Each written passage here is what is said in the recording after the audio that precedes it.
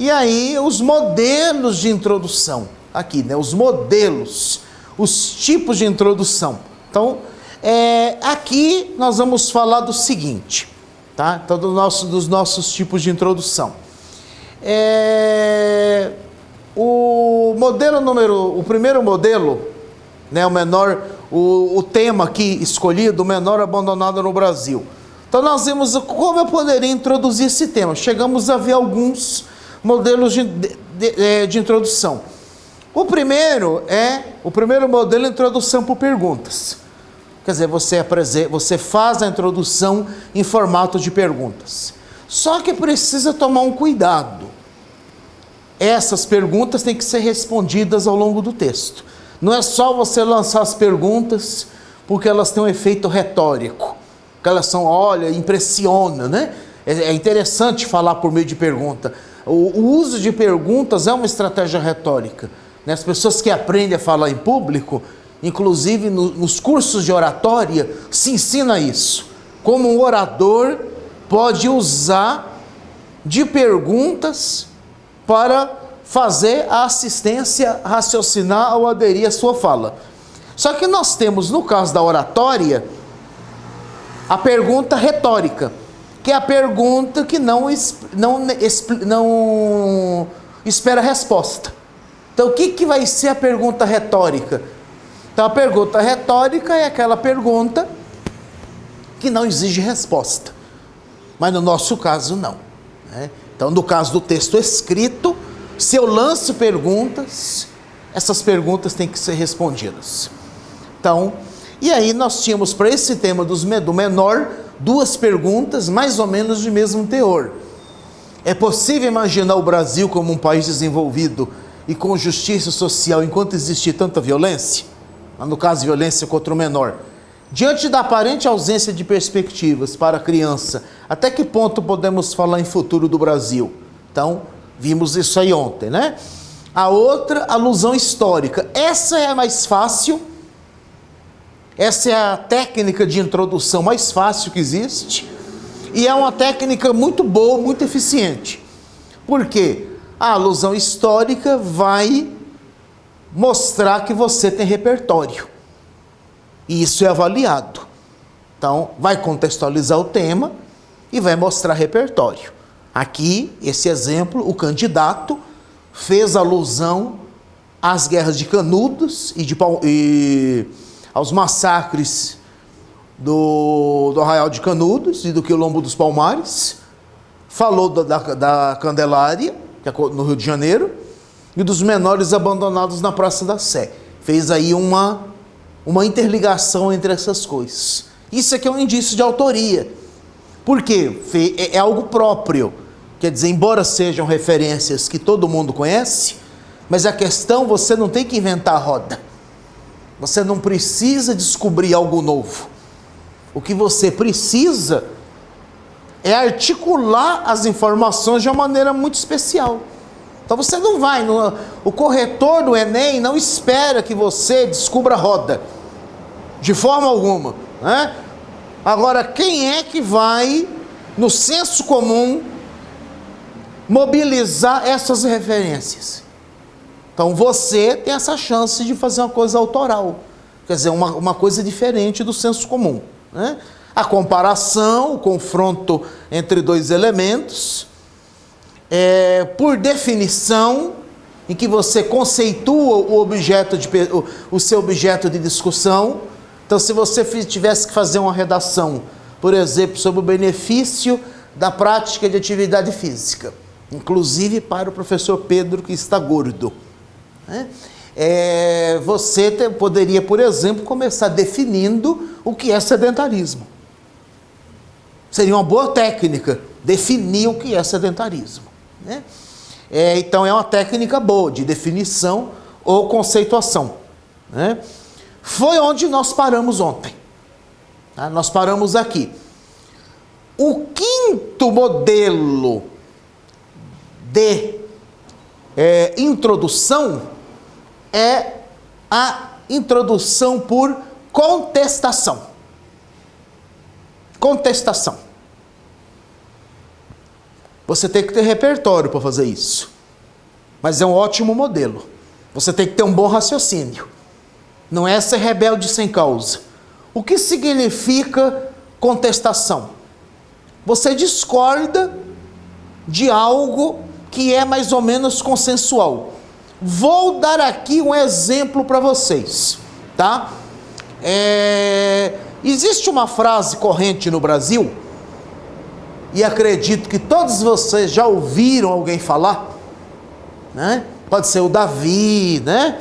O Leonardo, a Marcela, não sei, qualquer um de vocês aí. Você já deve ter ouvido alguém falar isso. Isso é uma frase comum, uma frase feita, né? As pessoas dizem assim, religião, política e futebol não se discute. Você já ouviu falar isso, não viu? Já viu essa frase? Você pode contestar. Em primeiro lugar é o português, né? Padrão, política, futebol e religião não se discutem, né? Tá, que deveria estar no plural por ser voz passiva analítica. Mas, voz passiva sintética, né? A voz passiva com C. Então, seja a religião, política e futebol não se discutem. Bom, essa é uma frase comumente aceita. Você pode contestar? Pode. Primeiro lugar, o que significa discutir? Discutir não é brigar. Religião, política e futebol se discutem, sim. Claro que se discutem. Uma vez que nós temos, por exemplo, religiosos ocupando cargos políticos, que decidem e podem decidir por meio de leis, por meio dos seus votos, a vida das pessoas, então isso é passível de discussão, sim. Política, então, nem se fala. Um voto desastrado pode dar efeitos adversos. Então, política se discute, sim. E futebol nem se fala, né? A questão não é nem se o Corinthians é melhor que o Palmeiras ou melhor que o São Paulo, não é?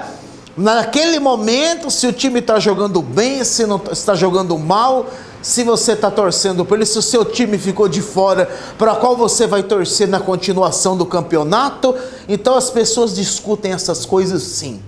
Então eu posso contestar essa frase que as pessoas dizem, política, religião e futebol não se discute. Conversa fiada, né? Então eu acho. Posso contestar. Então a contestação, uma introdução por contestação pode ser muito boa, né? Ela pode te dar margem a um raciocínio muito bem elaborado, tá? Então a introdução por contestação, você rebate uma ideia comumente aceita. Mas não é só dizer que você discorda. Eu penso diferente. Isso é sua opinião. Gente, não é isso. Não é bancar o rebelde sem causa. De rebelde sem causa a gente está cheio por aí, né? Não é bancar o rebelde sem causa. Veja aqui o exemplo. O Brasil é o país do futuro. Já ouviram essa frase? O Brasil é o país do futuro? Essa frase, o Brasil é o país do futuro, foi de um escritor austríaco que viveu no Brasil. Ele fugiu da Segunda Guerra Mundial. O nome dele era Stefan Zweig, né? O pessoal no Brasil acaba pronunciando errado o nome dele. O pessoal chamava de Stefan Zweig, mas não é de Zweig, não. Stefan Zweig. Então, o Stefan Zweig viveu no Brasil, né? Veio fugido, ele era judeu. Fugiu do nazismo, veio parar no Brasil. E aí ele escreveu um livro ufanista, chamado Brasil, o País do Futuro. Então essa ideia de que o Brasil é maravilhoso, de que o Brasil é o melhor dos mundos, de que o Brasil é um paraíso, um país onde todo mundo se dá bem, que não existe racismo, né? Não existe intolerância religiosa, quer dizer, só falta ser outro planeta, né? Porque onde tem ser humano tem todas essas coisas, né? E aí se criou um mito de que no Brasil não existe nada disso, que o Brasil, né, é maravilhoso, né? Claro, a gente ama o Brasil, a gente nasceu no Brasil, a gente gosta do Brasil, né? Mas, e aí se criou o Stefan, o Brasil, pois do futuro. Ou seja, o Brasil tinha grande potencial de ser um país maravilhoso. Bom, e aí virou essa frase ufanista, Brasil, país do futuro.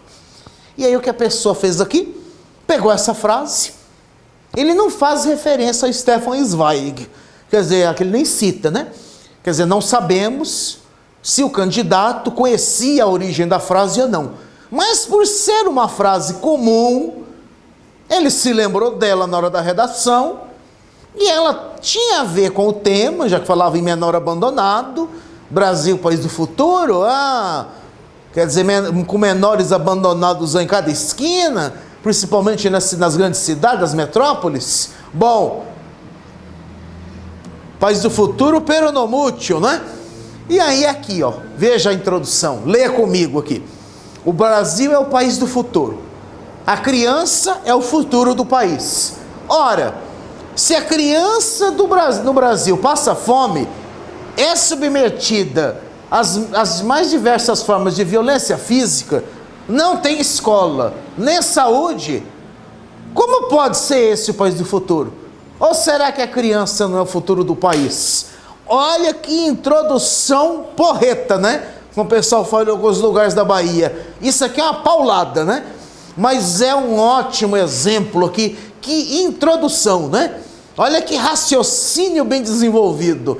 Parece que isso aqui devia ser um bom aluno de filosofia, hein? Porque ele montou aqui, isso aqui é um raciocínio, embora seja só introdução, mas ele já amarrou com elementos lógicos. Viva a filosofia, né? Viva Aristóteles. Isso aqui é lógica aristotélica. Isso aqui é um silogismo. Isso aqui é um exemplo desse, isso aqui é um arcabouço silogístico, em plena introdução. O cara montou aqui um raciocínio silogístico. Brasil, país do futuro. Você pode dizer que é a premissa A, né? A criança é o futuro do país. Então você pode dizer, o Brasil é o país do futuro. O futuro do Brasil é a criança. Mas se a criança tem um futuro comprometido, logo o futuro do Brasil também está comprometido. Gente, isso aqui é pura lógica aristotélica. Isso aqui é Aristóteles na veia, né? Isso aqui é a lógica aristotélica.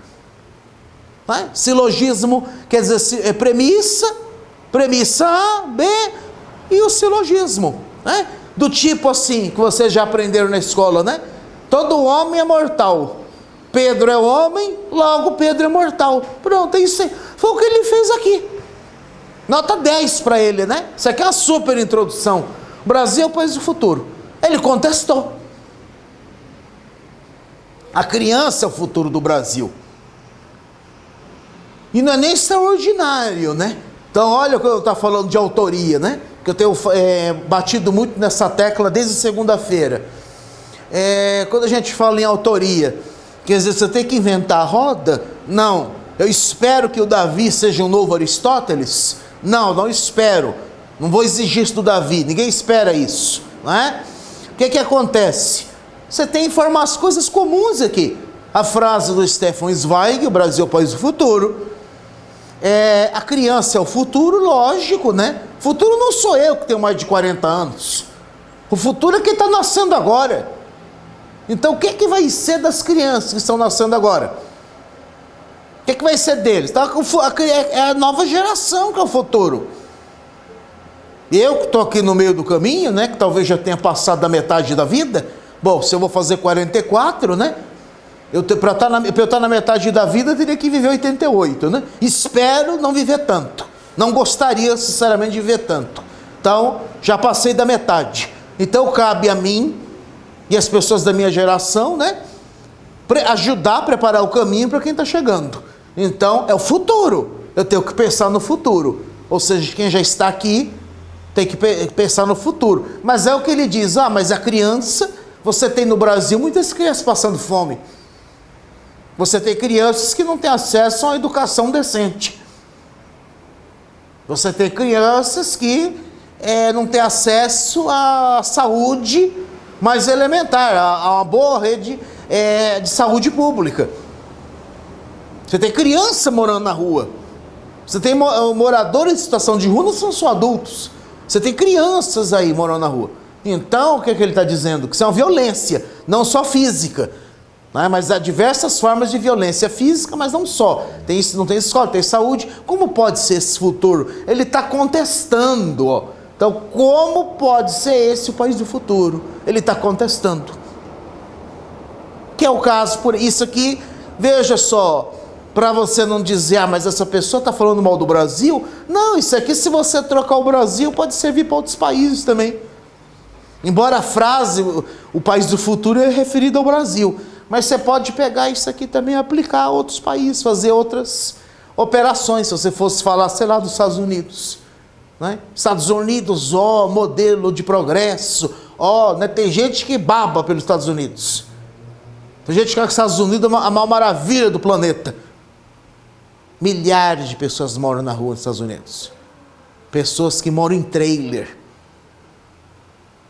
Pessoas que não existe saúde pública. Né? Então você veja que coisa terrível. Né? Então você pode questionar o senso comum. Os Estados Unidos são um país maravilhoso, modelo de civilização. Mas é um modelo bem frágil, hein? Aí você pega estatísticas. Aí nós vamos passar para a argumentação. A argumentação vem depois. Aqui eu estou falando só da introdução. Ainda não estou falando de tipos de argumento. Embora, né, isso aqui poderia muito bem ser o princípio de um argumento. Mas não no parágrafo de introdução. A seguir, outra possibilidade. Olha o exemplo aqui, ó. Outra possibilidade. A narração de um fato não... Bom, aqui é não ficcional, mas eu também posso narrar um fato ficcional, né? Posso pegar o exemplo da literatura, do cinema, né? Posso também pegar da ficção, mas aqui não ficcional. Então o que eu penso em fato não ficcional? Discurso jornalístico. Então posso pegar um exemplo, uma notícia, uma reportagem, que tem a ver com o assunto, que tem a ver com o tema do Enem, tá? Então você vai pegar um fato público, mas não é coisa que aconteceu lá na tua rua, que isso não interessa, né? Aconteceu lá no seu bairro, olha, a Dona Maria, não. Tem que ser uma coisa de amplo conhecimento, uma notícia, uma reportagem, então, de amplo conhecimento, um fato não ficcional. Então, jornalístico, reportagem ou notícia. Lembrando a diferença, né? Notícia é um evento pontual.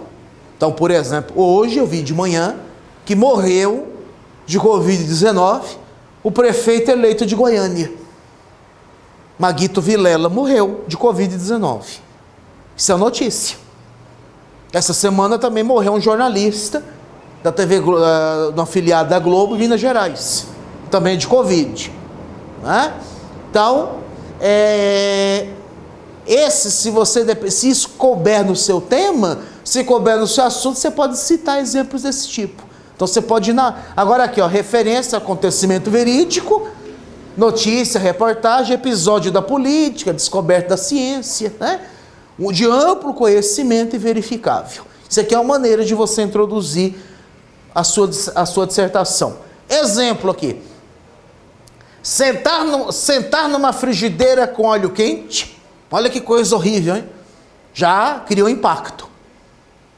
Sentar numa frigideira com óleo quente foi o castigo imposto ao pequeno D, de 1 ano e meio, pelo pai alcoólatra.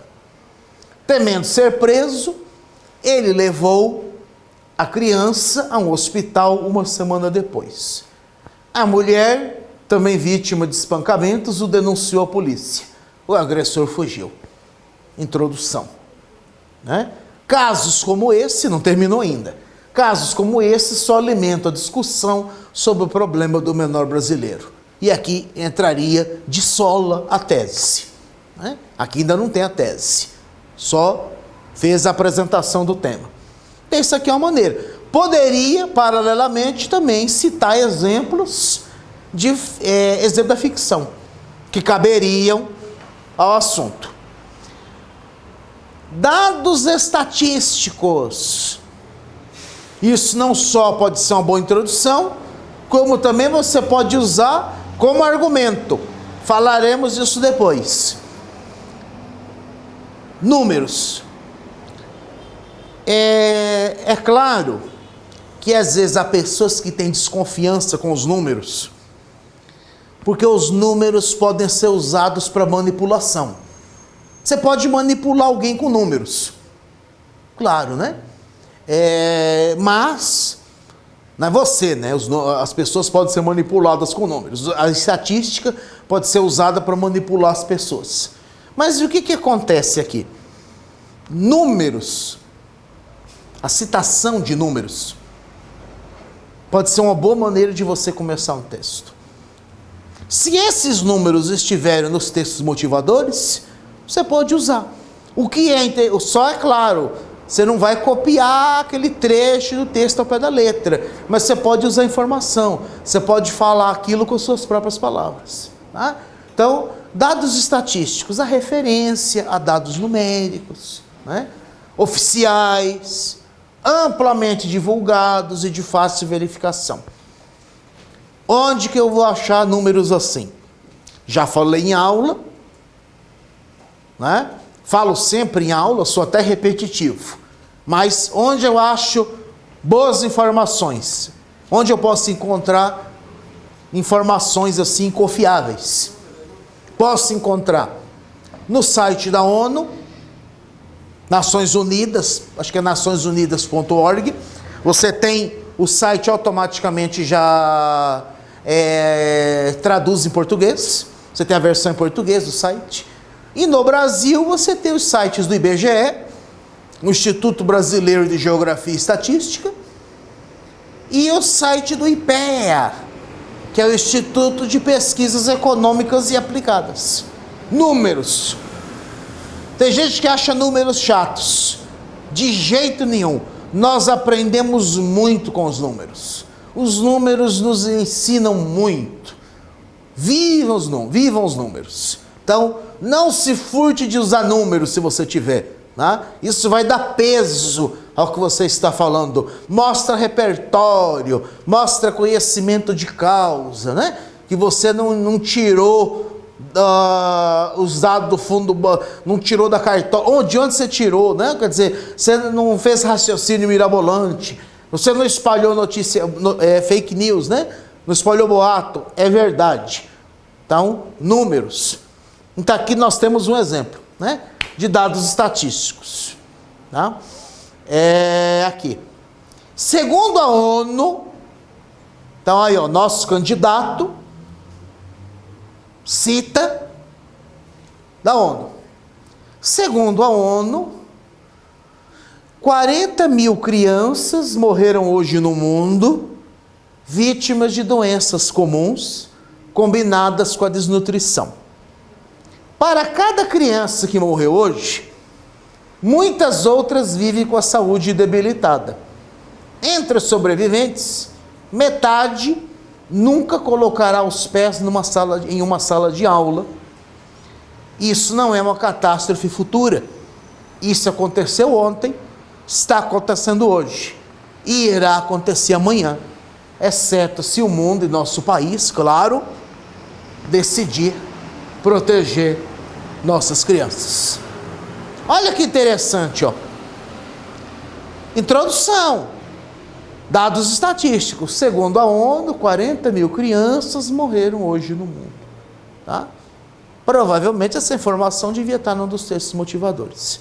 Aliás, por falar em textos motivadores, depois nós vamos falar mais sobre isso, especificamente sobre a coletânea, né? Como as características das coletâneas. Mas eu já vou dar uma adiantadinha aqui. Vocês vão ter uma coletânea. Tá? O que vem a ser essa coletânea? O que a gente chama de coletânea? É o conjunto dos textos motivadores que você tem lá na proposta da prova. Então a sua redação não é simplesmente fale sobre tal tema. Não, você tem uma coletânea de textos. 2, 3, 4 textos. Bom, esses textos podem ser de gêneros diferentes. Eu posso ter textos mais reflexivos. Então, posso, por exemplo, ter uma citação de um filósofo. Um Kant, por exemplo, que já caiu até na FUVEST, Kant. Imagina, né? Kant é um filósofo difícil. Kant, um sociólogo, né? Ontem, na aula do exemplo do Bauman, né? O Zygmunt Bauman. Pode, né? Então, você pode ter essas citações mais densas, né? Um historiador. Então, você pode ter uma citação de um historiador, de um geógrafo, de um sociólogo, de um filósofo, né? De um cientista das ciências da natureza, de um biólogo, de um físico, de um químico, de um astrônomo, sei lá, o que tiver a ver com o tema. Esse tipo de texto na coletânea é o que nós chamamos de texto crítico. É texto para estimular a sua crítica, estimular o seu raciocínio. Mas nós não temos na coletânea só textos assim. Eu posso ter uma coletânea que, já que vai trabalhar, que vai te propor um tema, digamos assim, que demande menos especulação, um tema assim que você não precisa justificar, então ele vai te trazer mais dados estatísticos, vai te trazer números. Então, se você estiver lá, por exemplo, vamos falar de vacina, por exemplo, ele vai dizer lá, olha, ele pode falar lá, crianças vacinadas nos últimos 50 anos. Aí ele traz lá um gráfico, né? Pode ser pizza, pode ser de barras. Geralmente, quando é longitudinal, né? Quando você tem essa... o que a gente chama de o que é um estudo longitudinal, né? Então a gente chama, na metodologia científica, se dá o nome de estudo longitudinal, é um estudo que abrange uma determinada época. Então você faz um recorte temporal, igual uma longitude geográfica, né? Então é um estudo longitudinal. Então esse tipo de informação você vê muito em gráfico de barra. Então você tem lá por década. Então década de 70, década de 80, década de 90, década de 2000, década de 2010. Aí você tem lá por 1000. Então você vai ter lá o número de crianças vacinadas, né? E o número por exemplo, você tem um paralelo, e o número de casos da doença. E isso te permite, se você for um bom observador, isso te permite ir longe, dar tratos no raciocínio. Você sabe quem é que vai limitar o seu raciocínio? Você. Só você pode limitar o seu próprio raciocínio. Use os números a seu favor. Tá aqui foi o que o candidato fez, né? Analogia.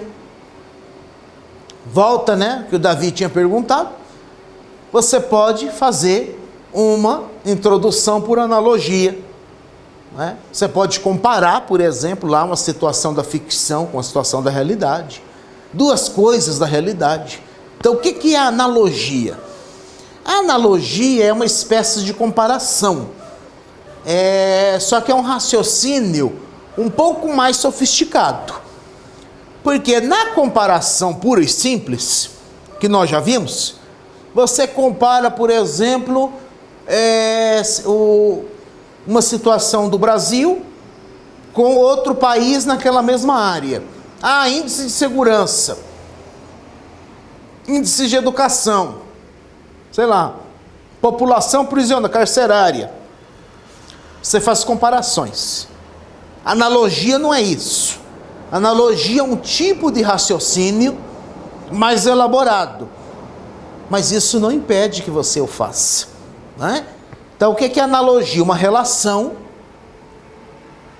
ou ponto de semelhança entre coisas ou seres diferentes que apresentem naquele contexto uma relação de convergência. Então, por exemplo, você vai falar de desigualdade social, de pessoas que sofrem discriminação social. Ou seja, as pessoas são discriminadas por serem pobres. E aí você tem um círculo vicioso. Você tem um sistema que produz pobres. Você tem um sistema que se retroalimenta da pobreza. Bom, você pode fazer uma comparação, não é? Assim como você tem lá, por exemplo, na obra literária, lá você tem exemplos de pessoas que são discriminadas, não é? Na vida real a mesma coisa acontece, né? Assim como numa fábula, né, você tem lá um animal mais forte, que simboliza a pessoa poderosa, que oprime os mais fracos. No mundo real a mesma coisa acontece, né?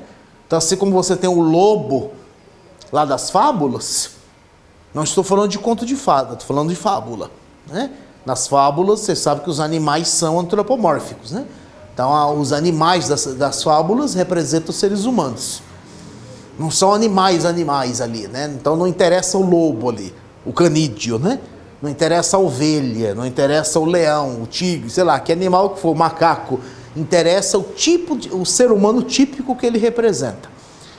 Bom, aquele ser, então, assim como, sei lá, o lobo lá da fábula oprime, né? Então o lobo e o cordeiro estão tomando água no mesmo riacho. A água vem corrente, o carneiro está em cima, o lobo está embaixo. Ninguém está atrapalhando ninguém. O carneiro está tomando a ovelha está tomando sua água. O lobo está tomando a água dele. Tem água para todo mundo. Mas o lobo quer implicar, porque o carneiro, a ovelha está ali tomando água, ele se sente incomodado, prepotente. Então ele usa uma desculpa qualquer para ir lá e devorar a ovelha. Pronto, né? Então isso já me começa a fazer pensar.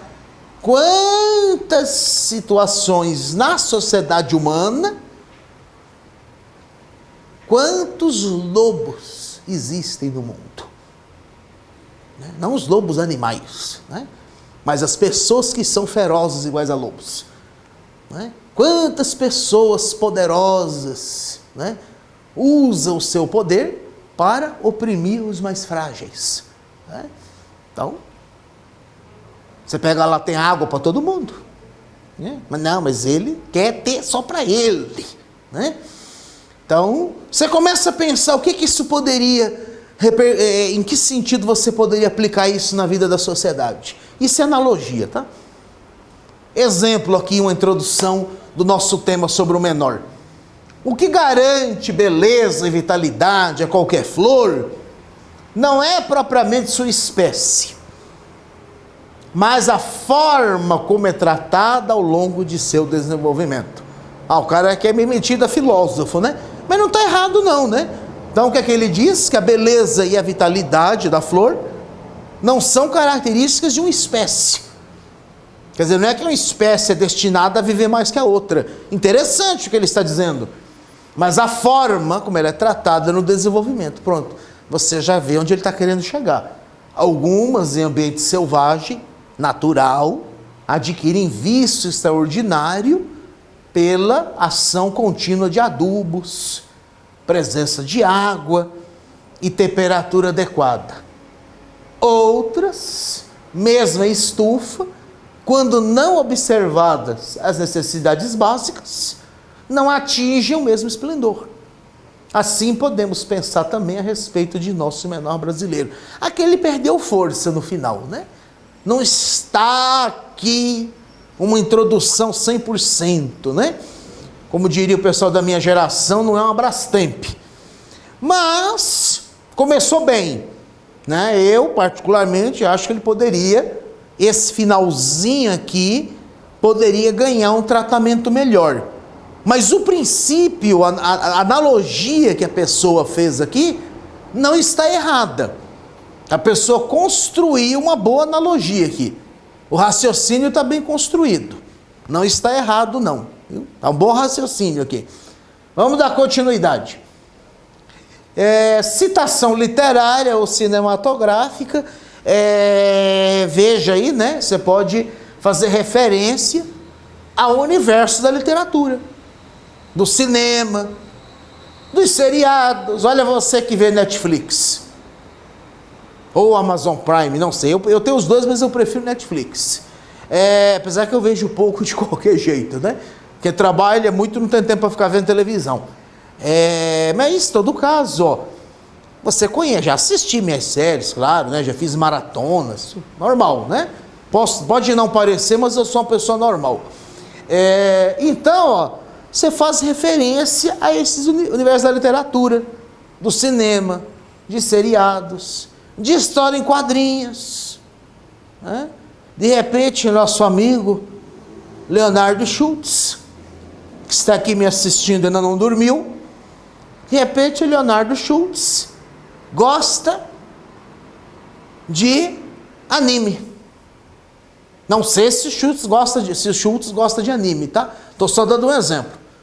Vamos imaginar então que o nosso amigo Leonardo Schultz gosta de animes. Então, de repente, uma história lá de anime ele pode, com o tema da redação, se lembrar de algum personagem de anime. Alguma história em que o personagem teve que fazer uma escolha difícil, uma questão ética, questão de valores, o coletivo versus o individual. Por exemplo, né? Davi, pessoal que está envolvido com a FUVEST, né? Primeira fase foi domingo. Ora, tivemos um livro entre as leituras da FUVEST esse ano, que foi o Mayombe, do escritor angolano Pepetela. O Mayombe trouxe à cena a questão do coletivo que se sobrepõe ao individual. Então, os personagens eram de etnias diferentes, não morriam de amor, eram etnias que não morriam de amores nenhuma pela outra, lá em Angola, durante a dominação portuguesa, mas eles se uniram para lutar por um bem comum que era a independência do país. No final da história, o comandante sem medo e o comissário, que chegaram a ter estranhamento lá no início, se tornaram amigos e no final, durante o conflito, uma bala que ia pegar o comissário, o comandante se jogou na frente para o comissário não morrer. Porque o comissário, né, era o líder e o comandante não tinha nada a perder, ia morrer ali mesmo na floresta. Mas ele achava que o comissário ia ser mais útil. Talvez pensou que o comissário ia ser mais útil se continuasse vivo, né? E que ele já tinha cumprido sua missão. Talvez tenha passado tudo isso pela cabeça dele. Quem é que vai saber, né? Então a gente deduz pelo contexto. Ele se jogou na frente do amigo. Ele morreu ali. O sacrifício, o individual fica em segundo plano ao coletivo. O coletivo é um elemento eufórico, para usarmos aqui uma terminologia da semiótica, né? Da semiótica greimasiana. Então, no Mayombe, o coletivo é o elemento eufórico, é positivo, e o individual é disfórico. Quer dizer, o coletivo que se sobrepõe ao individual. De repente, você tem um tema,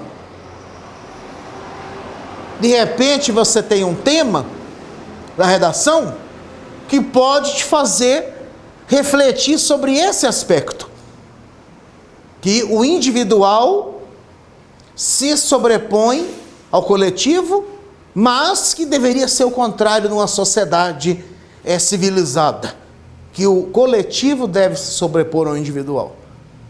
E aí nós temos sociedades assim. Nas sociedades como a brasileira, que é uma sociedade mais permissiva, o individual se sobrepõe ao coletivo. Então as pessoas têm um grau maior de liberdade. Mas nem sempre as pessoas usam essa liberdade pensando no outro. Não é? Muitas pessoas são egoístas. Vejam nós aqui, ó, né? Em época de pandemia, né, de contaminação, de muita gente morrendo, há pessoas que fazem aglomeração sem necessidade, não é? Porque duvidam, porque não ligam para o coletivo, pensam nelas. Eu preciso trabalhar, é uma coisa. Eu preciso ir à praia, preciso viajar, preciso pegar avião, preciso visitar familiares nessa época. Morro de vontade de viajar, mas eu sei que não posso. É uma questão coletiva. Eu posso pegar a doença, posso ser assintomático e posso transmitir para alguém, posso matar alguém. Então isso é o coletivo sobre o individual. Mas há pessoas que não pensam no coletivo. E aí, em determinadas sociedades que são mais fechadas, o individual se anula e as pessoas pensam mais no coletivo. Exemplo, uma sociedade como a sociedade chinesa ou a sociedade japonesa. Estou dizendo que são melhores que as nossas? Não, são diferentes. Caberia aí uma reflexão, né? Se você observar, você já deve ter visto exemplos de eventos esportivos. Os japoneses se destacam nos eventos esportivos dos outros países. Eles vão lá ao estádio, aquele grupo de japoneses, eles vão lá, levam o saquinho e recolhem o lixo da área em que eles estão.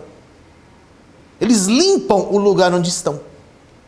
Isso é senso de coletividade. Pronto. Custou para eles ali, aquele grupo, limpar o que sujou? Não, não custou nada. O resto do estádio fica porco, né? Mas a área deles está limpa. Porque pensaram, não em si, no meu conforto. Vou embora, paguei, não preciso ter gente para limpar. Não, ele vai lá e limpa. Olha aí, ó. Então, isso é o coletivo sobre o individual. Então, por exemplo, nesse caso do Mayombe, o livro do Pepe Tela, nós temos essa questão do individual, do coletivo que se sobrepõe ao individual. Pode ser um ótimo exemplo para você citar num tema, num assunto em que a questão do individual versus coletivo pudesse ser mobilizado na construção do seu raciocínio. Então, a citação aí, aqui você não tem limite. Claro, desde que você não faça a citação absurda, né? Estava indo bem, era bom demais para ser verdade, né? Não, o que eu quero dizer? Absurdo. Como assim absurdo? Não, eu quero dizer, quando eu falo em absurdo, que tem que ter pertinência com o tema. É isso. Tá? Estou falando de ter pertinência. Você pode ir para ficção científica. Você pode citar Isaac Asimov, por exemplo, que foi um dos maiores escritores de ficção científica. Você pode citar o Carl Sagan, o que você quiser. O Homem Bicentenário, o Eu Sou a Lenda, sei lá, o Eu Robô. Você pode citar o que você quiser. 1984, né? Do George Orwell, o livro sempre lembrado, o conceito de distopia. Gente, vocês têm um mundo aí para desbravar. E é muito difícil que tenhamos 100 mil candidatos que vão articular as mesmas coisas. Então, a autoria aí, ó. Exemplo, o nosso candidato aqui, já que o tema era sobre menores, o candidato aqui evocou o romance do Jorge Amado, Capitães da Areia. Olha aí, né? Que exemplo interessante. Alguém de vocês já leu Capitães da Areia? Bom, para quem não conhece, inclusive o Capitães da Areia já foi livro de vestibular, né? O Capitães da Areia, Jorge Amado, não sei se você já ouviu falar, escritor baiano, nasceu em 1912, morreu no ano de 2000, se não estou enganado, né? O Jorge Amado foi um grande expoente da chamada geração de 30 na literatura brasileira, da segunda geração do modernismo, que é a geração do romance regionalista. O Jorge Amado, o ciclo do cacau, né? Só que ele não escreveu só isso, né? Só aqueles romances ambientados na zona produtora de cacau. Mas ele foi um escritor engajado com essas questões dos mais pobres.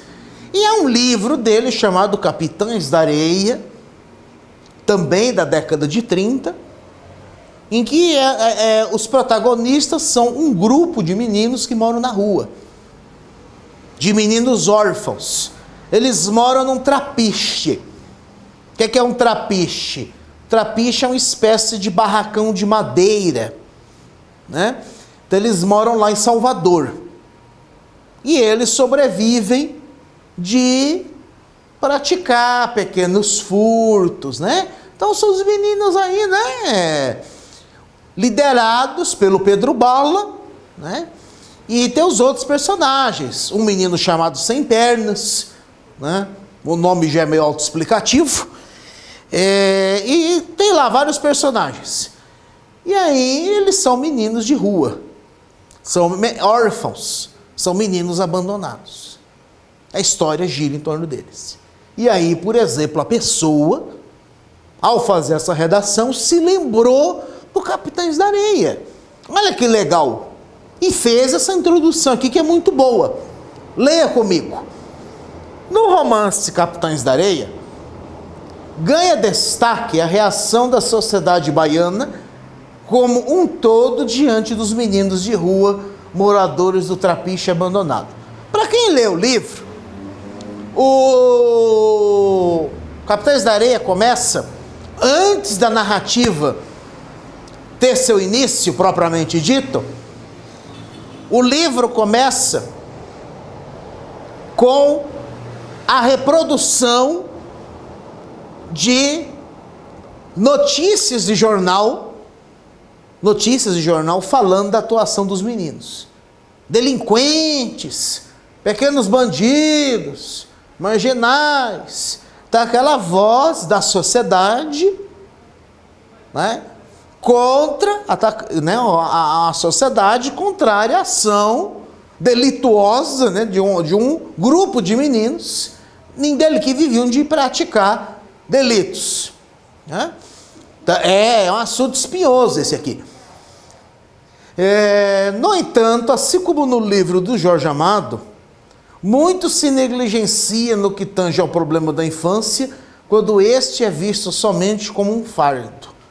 Então a pessoa está dizendo aqui, né, que assim como lá no livro, né, a sociedade via aquele dia daqueles meninos, estava atacando a consequência, quer dizer, atacando o que era feito, mas o resultado, né, das ações dos meninos, o medo, né, eles roubarem as pessoas, mas não a causa, né, o que leva a sociedade a ter crianças órfãs morando na rua. Então ele diz que eles são negligenciados. E assim como você tem uma personagem literária, né, isso aqui é uma representação, né, não é um Pedro Bala literal, mas o Jorge Amado se baseia em fatos reais para criar aqui essa história. Quantos Pedros Balas, né? Quantos Capitães da Areia, era o nome do grupo, né, da pequena gangue, os Capitães da Areia. Quer dizer, quantos Capitães da Areia existem por aí, não é verdade? Segue. E aí, né, gente, a 10ª possibilidade de introdução, mas aqui, se você olhar, não é só 10ª, é 10ª, 11ª, 12ª, né? Então, o que é a introdução mista? Gente, eu falei essas possibilidades de introdução até aqui, elas não se esgotam. Isso aqui são possibilidades. Você não tem só isso aqui. Você pode fazer mais. Você tem outras maneiras de fazer a introdução do texto. E aí você, além dessas 9 que nós vimos até agora, né? Então vamos lá, vamos ver, citação literária, cinematográfica, de qualquer obra de arte, analogia, citação, dados estatísticos, narração de um fato não ficcional, de uma notícia, de uma reportagem, um relato, uma contestação, definição ou conceituação, comparação, alusão histórica, perguntas. Então aqui eu tenho 9 possibilidades. Então, você já não está no escuro, né?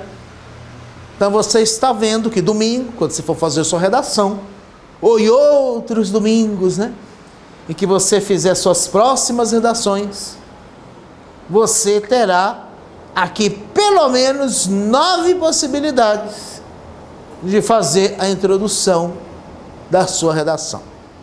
Além dessas 9, o que você pode fazer também é combinar mais de uma delas. E aí você vai ter 10, 11, 12, 13, né? Você pode combinar alusão histórica com comparação, né? Analogia com dado estatístico, sei lá, né? Estou aqui falando aleatoriamente. Você pode combinar diferentes maneiras numa única introdução. É só ter sentido. Sentido você que vai criar. Crianças mortas de fome em frente à igreja da Candelária. Denúncias de meninas se prostituindo nas cidades e nos campos. Garotos vendendo balas nas esquinas. Não é possível imaginar o Brasil, um país desenvolvido e com justiça social, enquanto perdurar tão triste quadro. Olha aqui a combinação de diferentes tipos de introdução. Crianças mortas em frente à igreja da Candelária. Alusão histórica. Denúncias de meninas se prostituindo nas cidades e nos campos. Notícia, reportagem. Você já combinou os dois elementos. Garotos vendendo bala nas esquinas. Um fato não ficcional. Quer dizer, você pode fazer, né? Você poderia aqui, por exemplo, abrir aqui e fazer citar um número, né? Segundo dados, existem no Brasil não sei quantas crianças fora da escola. Mas você teria que ter o dado, né? Você não vai tirar o dado, né? Existem isso fora as crianças que estão fora da escola, né? Gente, tem que ter dado, né? Tem muitas, eu sei, todo mundo sabe, né? Mas vai dar... Só que você vai ter peso a sua fala. A sua fala só vai ter peso se você citar de onde você tirou, né? Fazer assim... da sua cabeça, toma cuidado. Bom, depois disso aqui, né, então nós vimos aqui como as possibilidades de introduzir a sua dissertação, que técnicas eu posso utilizar para fazer a introdução. Ótimo. Vamos agora ver na prática. Né? Isso aqui é uma redação nota 1000 do Enem, né? O tema da redação daquele ano era o movimento migratório para o Brasil no século XXI. Esse era o tema da redação do Enem, né? E aí, aqui nós vamos analisar uma redação nota 1000. 1000. A candidata tirou 1000 na redação. Ou seja, ela tirou 200 em todas as competências. Da gramática à proposta de intervenção. Teto de tudo. Ela atingiu o teto. Né? Ou seja, ela voou, né? Voou em céu de brigadeiro. Veja aqui a redação da menina. O tema da redação era sobre o fluxo migratório no Brasil no século XXI. Proposta do Enem. Tínhamos aqui 2 textos motivadores. Para facilitar a nossa vida, eu não transcrevi os 2 textos aqui, mas eu fiz uma síntese dos 2, eu lembro dos 2, né? Então eu posso comentar. 2 textos motivadores. O primeiro tinha esse péssimo título. Aqui o erro não é do Enem, mas é do jornalista. Aí a gente também precisa ver o que isso é erro, né? Assim, que é erro mas quer dizer assim, se isso simplesmente foi um deslize, ou se isso foi intencional. Eu estou mais para achar que foi intencional, né? Não é só um deslize. Gente, não existe... Preste atenção. Não existe linguagem neutra. Não existe. Esse negócio de neutralidade não existe. Tá? Não existe. O que acontece? Você vai ter automaticamente um posicionamento. Na primeira aula, o Davi me perguntou quanto ao uso de determinados advérbios, como tristemente, infelizmente. Quer dizer, são palavras, no caso advérbios de modo, que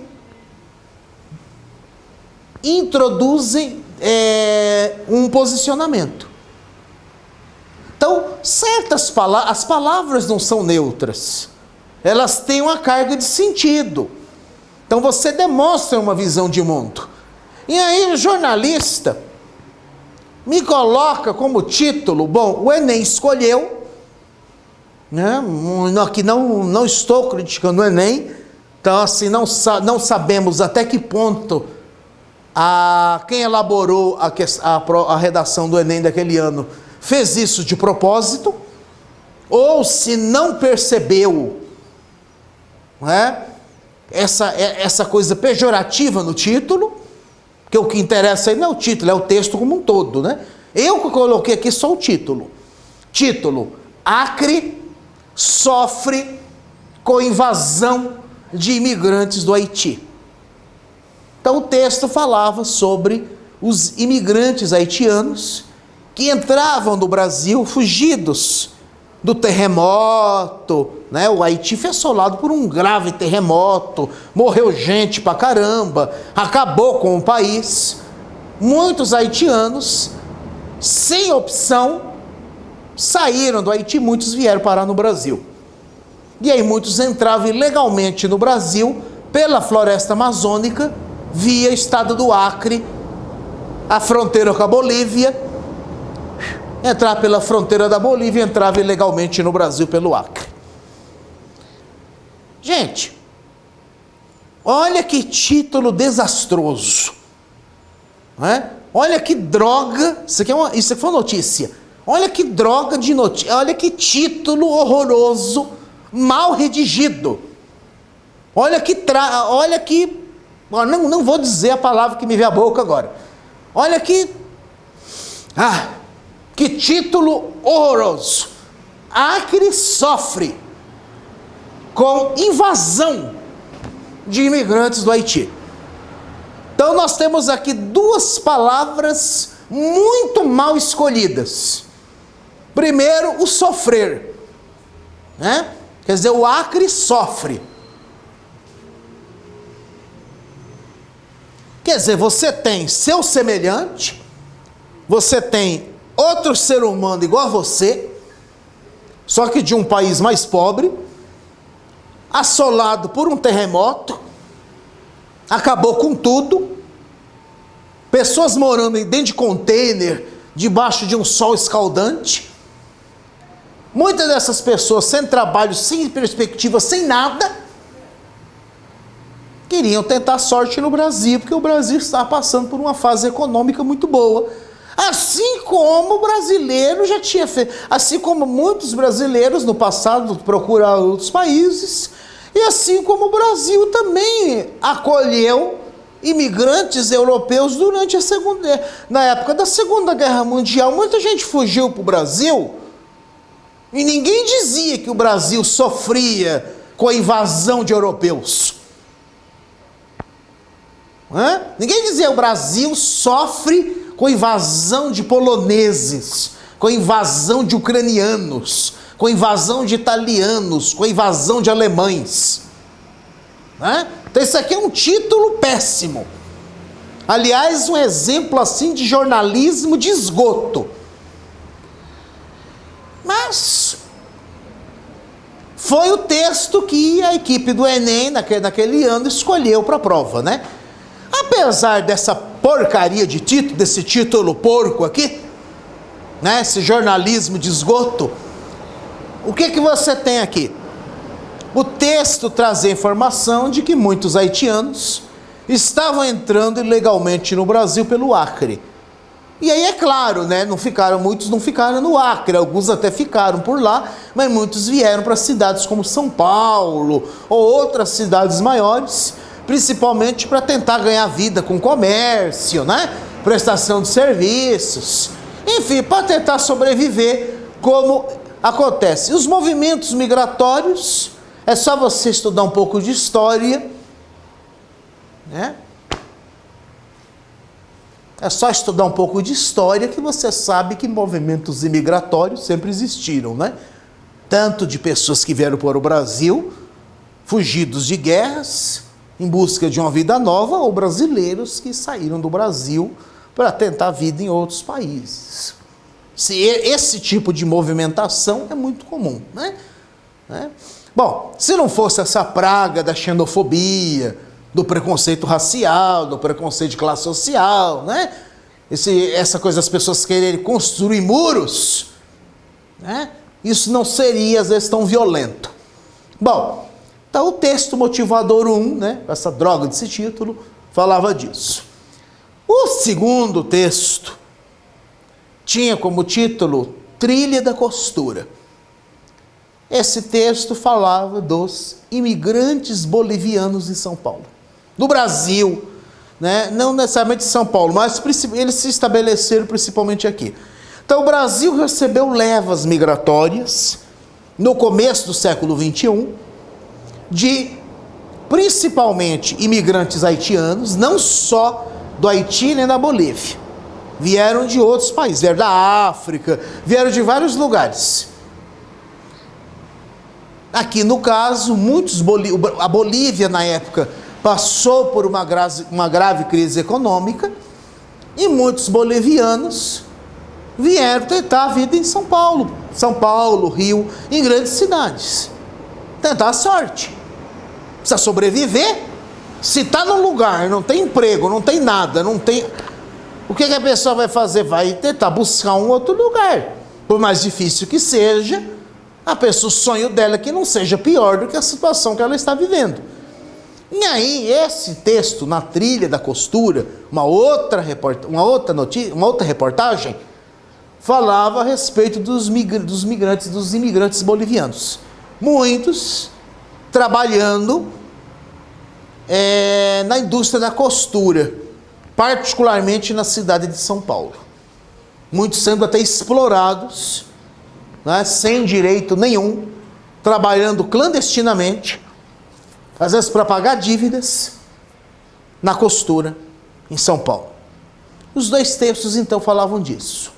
Essa era a proposta. E lá o tema, né? Não é título, tá? É tema. Movimento migratório para o Brasil no século XXI. Bom, veja só a introdução da nossa candidata. Ela deu o título para o texto dela de A Imigração no Brasil. Foi esse o título dela, A Imigração no Brasil. Só que esse título é muito abrangente. Apesar desse título ser muito abrangente, ela não caiu na tentação de querer falar de tudo. Não é? Eu particularmente acho que esse título poderia ter sido melhorado. Ficou assim um título muito guarda-chuva, né? Que se você fala imigração no Brasil, isso te dá margem à imigração em toda a história do Brasil, né? Se você começar a pensar, sem pensar na colonização, você já poderia pensar desde o decreto do Dom João VI, em 1808, abrindo os portos brasileiros para as nações amigas. Isso já seria movimentos imigratórios. Então esse título aqui é um título muito abrangente. Mas tá bom, vamos lá. Mas ela faz um recorte. Ela não faz o recorte no título, mas ela vai estabelecer o recorte temático no parágrafo de introdução. O que vem a ser um recorte temático? O que é um recorte? Então, ó, passa a tesoura. Você não vai falar a imigração no Brasil, durante a história do Brasil. E aqui, quando imigração, eu estou excluindo a colonização portuguesa. Quer dizer, não estou falando dos portugueses que vieram para o Brasil. Eu estou falando aqui de outros povos. 1808, no decorrer de toda a história, o Brasil sempre recebeu muitos imigrantes, de muitos lugares diferentes, do Ocidente e do Oriente, que vieram ao Brasil por razões diversas. Muitos por causa de guerra nos seus países, fugidos de perseguição, pedido de asilo, muitos casos.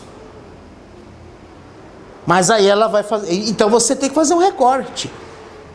Por que você tem que fazer um recorte? Você tem 30 linhas, no máximo, contando o título. Se você pular uma linha, né? Então daria 28 linhas. Então, mais ou menos, né? Você põe aí uns 6, né? 5 parágrafos, né? 6 linhas, 5 linhas, né? Então, você tem essa coisa aí. Você tem, no máximo, 30 linhas. Então, você não pode falar de tudo que vier à sua cabeça. Não dá. Não dá para falar de tudo. Se você quiser falar de muita coisa, você é um jovem que lê bastante. Você é um jovem bem informado. Conhece muitos livros, lê bastante. Maravilha, continue assim. Conhecimento não ocupa, o saber não ocupa espaço. Seu cérebro tem potencial para muito mais. Ora, é só você querer, só estudar, se esforçar. Ora, você não pode esgotar o tema em 30 linhas. Você não pode falar de tudo o que vier à cabeça. Você vai ter então que fazer um recorte temático. Então, o que é um recorte? Então, recortar, né? Como se você fosse passar uma tesoura. Você vai focalizar um determinado aspecto. Vamos fazer uma comparação para você entender? Não sei se você já fez o teatro. Já fez o teatro? No teatro, o que você tem? Você tem lá o palco, né? Tablado. Você tem o palco. Você tem as cortinas. Você tem os refletores posicionados lá em cima, com determinados ângulos, refletores de tamanhos diferentes e com graus de luminosidade diferente. De repente, você pode ter lá numa peça, uma parte do palco fica em penumbra, fica escuro, e aí de repente lá o refletor vai incidir em um ator. Bom, melhor dizendo, né? Em um personagem. Ele vai incidir em um personagem. A luz vai dar destaque àquele personagem. Todos os outros também fazem parte da peça. Alguns também, às vezes não é só aquele que é o principal, mas a luz vai destacar aquele naquele momento, enquanto deixa os outros às vezes no escuro ou numa semi-penumbra. Isso é um destaque. Você focalizou com a luz aquele personagem. Aqui no texto é a mesma coisa. Você vai focalizar. Gente, imigração no século 21. Então o que a nossa candidata fez aqui? Ela primeiramente fez uma contextualização histórica. Olha aí, ela fez uma contextualização histórica. O tema favoreceu muito isso, né? E aí ela não foi muito lá atrás. O que ela disse? Durante, principalmente a década de 1980, o Brasil mostrou-se um país de imigração. Na chamada década perdida, inúmeros brasileiros deixaram o país em busca de melhores condições de vida. Então aqui ela fez uma introdução por alusão histórica.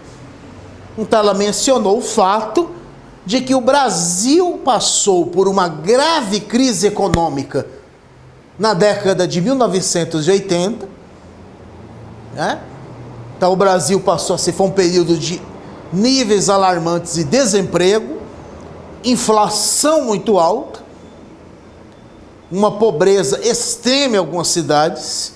O Brasil teve naquela época um percentual muito grande de gente passando fome, muito elevado mesmo. E aí o que aconteceu? Muitos brasileiros, saíram do Brasil em busca de melhores condições.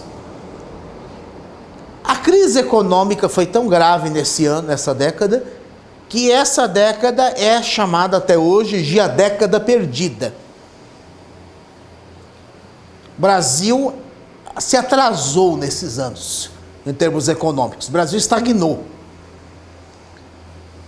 No século XXI, um fenômeno inverso. Então, na chamada década perdida, que é a década de 80, inúmeros brasileiros deixaram o país em busca de melhores condições de vida. Verdade. No século XXI, ou seja, de 2001 para cá,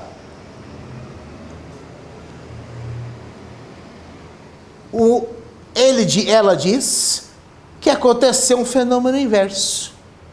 Quer dizer, um fenômeno contrário.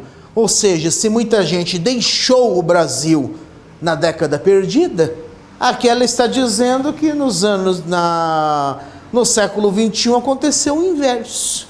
Aconteceu o contrário. O contrário é evidente. A chegada ao Brasil, e olha aqui a norma culta, a chegada ao Brasil de grandes contingentes migratórios com indivíduos de países subdesenvolvidos latino-americanos. Bom, hoje, os estudos de geopolítica, de economia, não se tem usado essa expressão países subdesenvolvidos. Essa expressão era muito utilizada nos anos 80. Então, se fala muito hoje em países centrais, países periféricos, países em desenvolvimento. Não se fala muito país. Essa é uma terminologia meio ultrapassada. Mas está valendo. Não dá para perder ponto por isso. Mas se você puder evitar esses termos muito datados, isso é terminologia dos anos 70, anos 80, Então, os estudiosos não usam hoje essas expressões como países subdesenvolvidos, terceiro mundo. Isso já foi, tá? Essas são expressões datadas. Hoje não se fala isso. Mas tá bom, não tá... Senão vocês vão dizer que eu sou cri-cri, Eu sou um pouco, sim, é verdade. Mas eu, particularmente, não tiraria nota dela por isso aqui, não. Para mim, passa, É um pecadinho assim, Um Ave Maria e um Pai Nosso, tá bom. Não precisa mais do que isso. No entanto...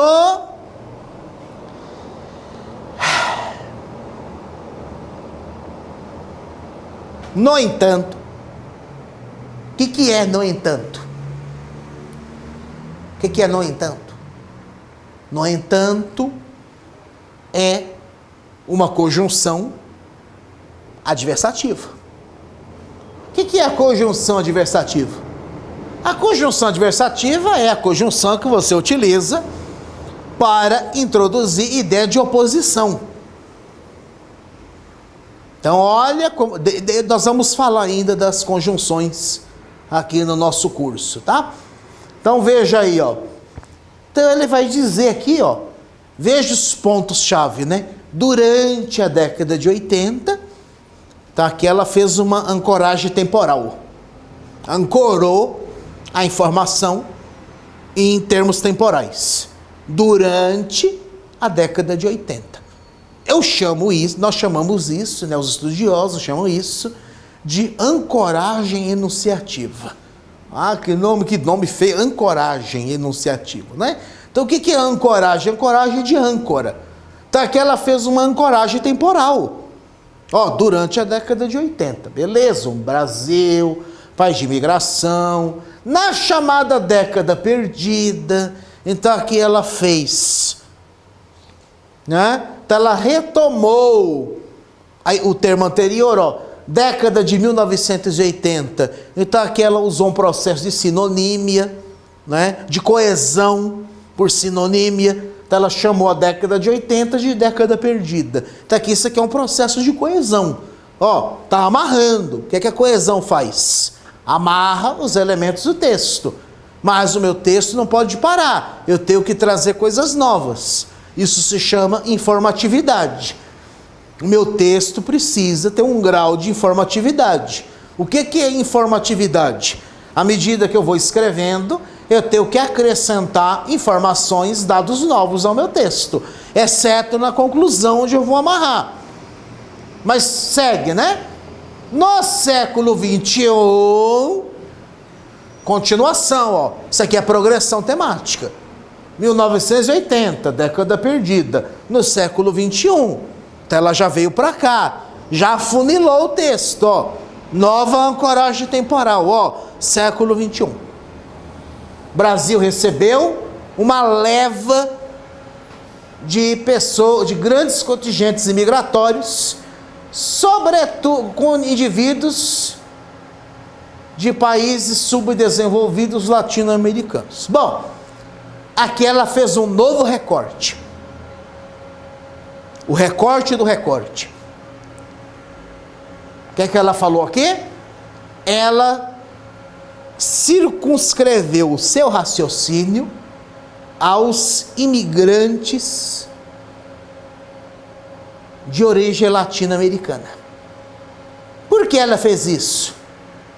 Está lá num dos textos motivadores, os bolivianos no Brasil. Então ela aqui, ao estabelecer esse recorte, ela não vai falar dos haitianos, que foram mencionados no texto 1. Ela está errada em fazer isso? Não. Ela estabeleceu um recorte temático. Passou tesoura. Você não pode falar de tudo. É necessário estabelecer um recorte. Ela fez um recorte. Segue. No entanto, nossa conjunção sindética adversativa. Ó a conjunção sindética aí, ó. Conjunção sindética adversativa. No entanto, as condições precárias de vida dessas pessoas são desafios ao governo e à sociedade brasileira para a plena adaptação de todos os cidadãos à nova realidade.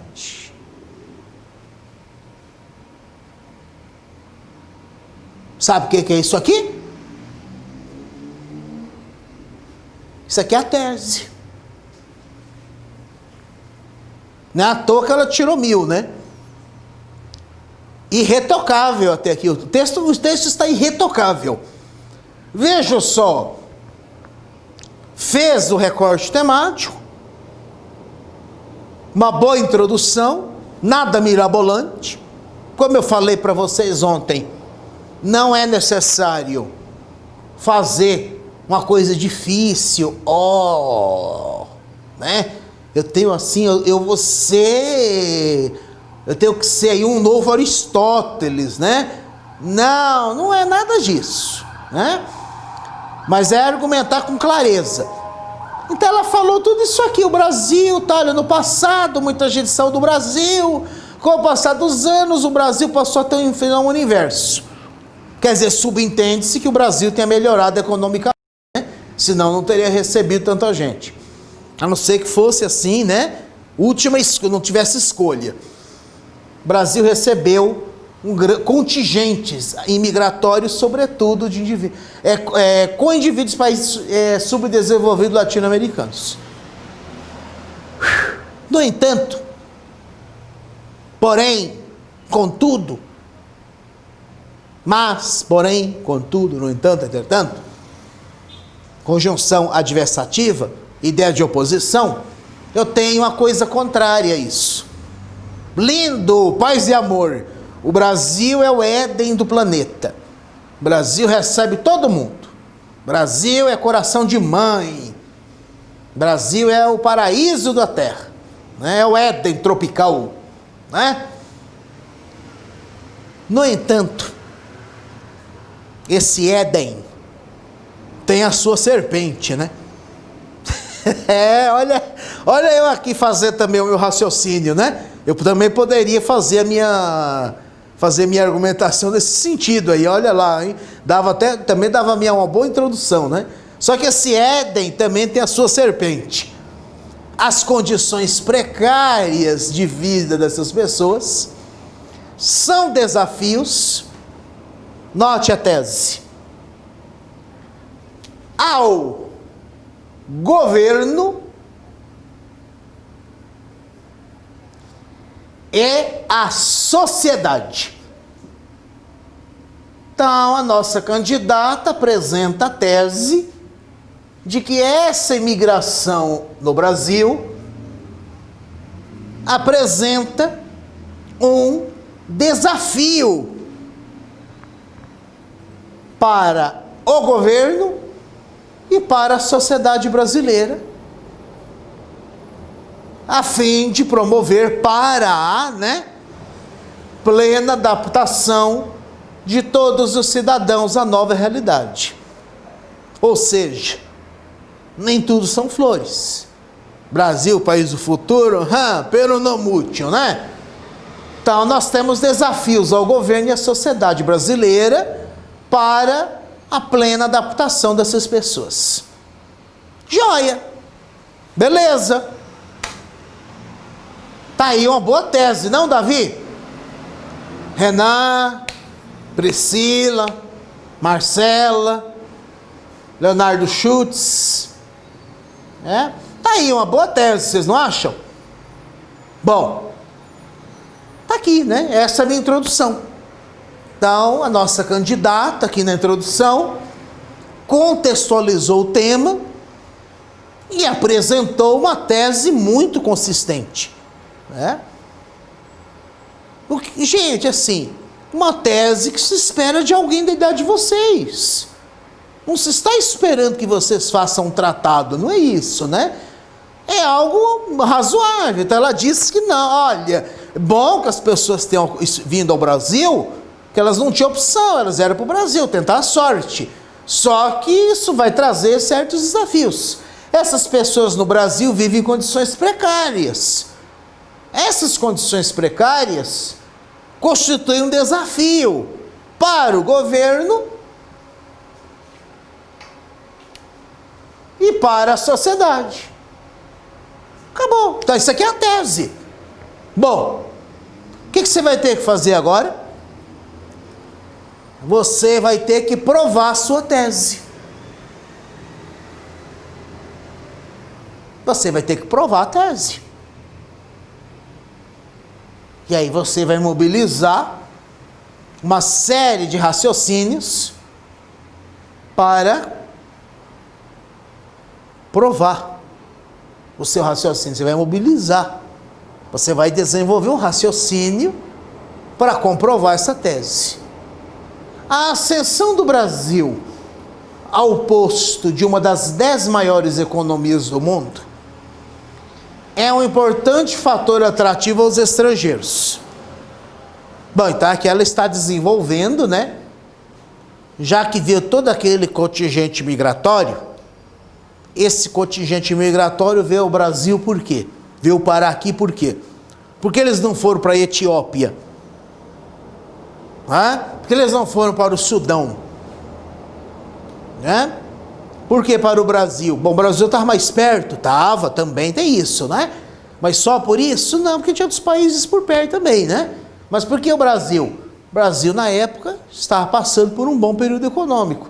O Brasil tinha ascendido, né? Tinha subido, se elevado ao posto, ao patamar de uma das 10 maiores economias do mundo. Isso é um importante fator atrativo aos estrangeiros. embora o crescimento do PIB,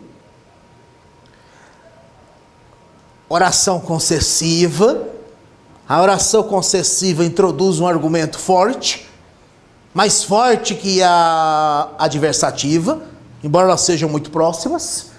Embora o crescimento do PIB, Produto Interno Bruto, segundo previsões, seja menor em 2012 em relação aos anos anteriores, ou seja, o que ela quer dizer assim? Olha, o Brasil cresceu. Apesar do crescimento do Brasil em 2012 ter sido menor do que em outros anos, o Brasil está apresentando, não é, um momento de aquecimento. Cadê? Vamos voltar aqui, acabei indo muito para frente, né? Quer dizer, o Brasil mostra um verdadeiro aquecimento nos setores econômicos. Esse aquecimento é representado, por exemplo, pelo aumento do poder de consumo da classe C. Qual o argumento dela? Ela está usando uma exemplificação, né? Depois nós vamos ver na próxima aula amanhã os tipos de argumento. Amanhã nós vamos trabalhar com os tipos de argumento. Agora, né, ela fez isso aqui para discutir, né? Isso aqui é um gancho que ela fez para debater a tese. Então, olha, o Brasil recebeu muitos imigrantes. Isso é um desafio para o governo e para a sociedade. Bom, primeiramente, eu tenho que saber por que vieram tantos imigrantes. Então, eles vieram porque o Brasil, embora poderia ter crescido mais, o Brasil teve um período de aquecimento econômico. E esse aquecimento econômico atraiu imigrantes de países que estavam, mal pra caramba. Ou por um desastre natural, como aconteceu no Haiti, ou por graves problemas econômicos, como na Bolívia. Aqui, no caso, ela está fazendo um recorte dos países latino-americanos. O Brasil ascendeu, e por isso que as pessoas vieram. Mesmo que o crescimento tenha sido menor do que antes, mas ainda assim era bom. Esse aspecto, olha, processo de coesão de novo, né? E aqui o que ela fez?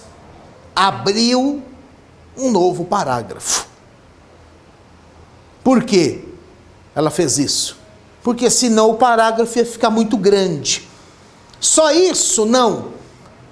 Cada parágrafo possui uma unidade, que eu chamo de tópico frasal, que é a ideia central do parágrafo, e as ideias satélites a essa ideia central vão ser uma justificativa, vão estar secundariamente ligadas àquela ideia principal. Então ela diz lá nesse outro parágrafo, no seu tópico frasal, de que o Brasil teve um grande crescimento econômico. Isso atraiu os estrangeiros. Esse aspecto, não é este, né? É esse. Eu utilizo o este como catafórico. Eu utilizo este para antecipar. O esse eu utilizo para retomar o que veio antes. Então, não é por isso que não é este aspecto, esse aspecto, porque veio antes. É anafórico, não é catafórico. Esse aspecto contribui. Que aspecto? Como assim esse aspecto? O que esse demonstrativo está fazendo aí? Bom, lembra da aula de gramática? O que é pronome demonstrativo? Bom, primeiramente, o que é pronome? Você aprendeu na aula de gramática. Pronome é a classe de palavras que acompanha ou substitui o substantivo. Só que essa definição é limitada, porque o pronome não substitui apenas o substantivo. Ele pode substituir um trecho inteiro de texto. que é o que ele faz aqui. Esse aspecto. Que aspecto é esse que ele está falando aqui? É só o aumento do poder de consumo da classe C? É claro que não. O que é esse aspecto que contribui para construir uma imagem positiva e promissora do Brasil? Essa ascensão ao posto das 10 maiores economias. E que apesar do crescimento do PIB ter sido menor do que algumas previsões, o país mostra um verdadeiro aquecimento nos setores econômicos. Tudo isso é o aspecto. Então, esse aspecto, ela abre um novo parágrafo. Contribui para a construção de uma imagem positiva e promissora do Brasil no exterior, o que favorece a imigração. Exatamente, é isso aí. Quer dizer, as pessoas, o Brasil, né? Então, o Brasil, o que acontecia, por exemplo, na Segunda Guerra Mundial? Olha, lá no Brasil não tem nazismo, né? Então não tem campo de concentração, né? Então o pessoal lá toca a sua vida, né? Então o que o pessoal fez? O que o pessoal fazia? Vinha para o Brasil. Às vezes não sabia nada sobre o Brasil. Não sabia nada sobre o Brasil. Eu conheci um senhor alemão, vocês vão achar loucura o que eu vou contar, mas é verdade. Eu conheci um senhor alemão, que ele nasceu lá, acho que em 1942, 41, 40, por aí, né? Se ele estiver vivo, está bem idoso. Esse senhor disse para mim, então, que eles vinham para o Brasil, no pós-guerra, ele veio criança para o Brasil, eles não sabiam nada sobre o Brasil. Eles achavam que a capital do Brasil era Buenos Aires. Ele falou para mim, olha, nós achávamos que a capital do Brasil era Buenos Aires. E que nas cidades brasileiras nós íamos encontrar cobras e jacarés pelas ruas. O que eles imaginavam que o Brasil era? Que o Brasil era uma selva? Tirando Buenos Aires, né? Que loucura, né? Então, sério, ele disse para mim que muitos vinham para o Brasil, que muitos, inclusive, acabaram indo para a Argentina, indo para Buenos Aires, achando que estavam indo para o Brasil. Aí chegavam lá em Buenos Aires e acabavam ficando por lá mesmo, né? Muitos acabavam indo para Buenos Aires pensando que estavam indo para o Brasil. Para eles, não sabiam nada do Brasil, que a capital do Brasil era Buenos Aires. Eu acho isso barato, né? E que o Brasil dava na Rio de Janeiro, qualquer cidade do Brasil, chegava assim, se achar cobras e jacarés pelas ruas. E quem chegava em São Paulo, nossa! O pessoal não acreditava que era São Paulo. Nossa, São Paulo é isso, a cidade moderna. Você achava que São Paulo era matagal. Imagina encontrar cobra e jacaré nas ruas de São Paulo. Coisa doida, né? Mas que vinham para o Brasil sem saber nada do Brasil. Bom, isso mudou, é claro, né? Eles iam fugidos. Mais recentemente, que é o recorte que ela desenvolve aqui, que esse crescimento econômico que o Brasil teve nas primeiras décadas do século XXI, que esse crescimento, esse aspecto contribuiu para a construção de uma imagem positiva do Brasil. E aí ela diz, isso favoreceu a imigração. A vida dos imigrantes no país, entretanto, exibe uma diferente e crítica faceta à exploração da mão de obra e a miséria.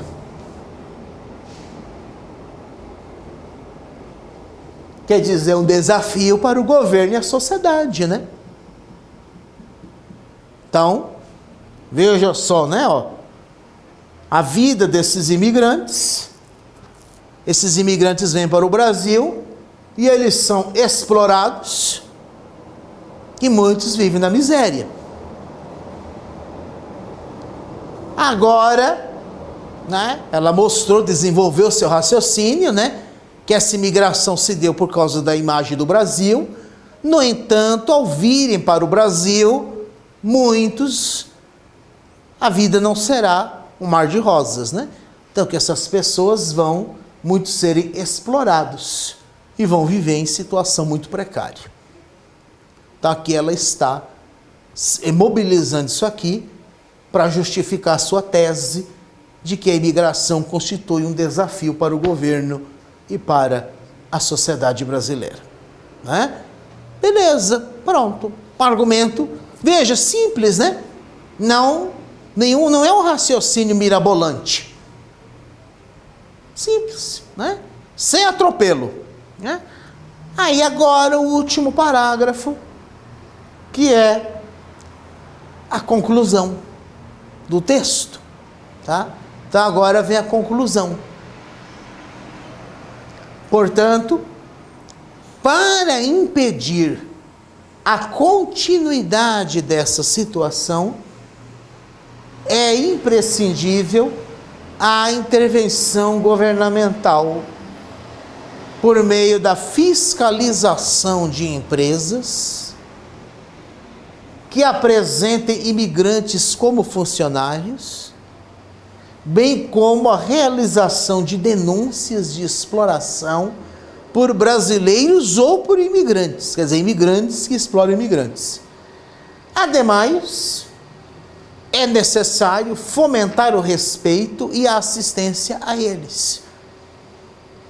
Ideais que devem ser divulgados por campanhas e por propagandas do governo ou de ONGs, além de garantir seu acesso à saúde e à educação por meio de políticas públicas específicas para esse grupo.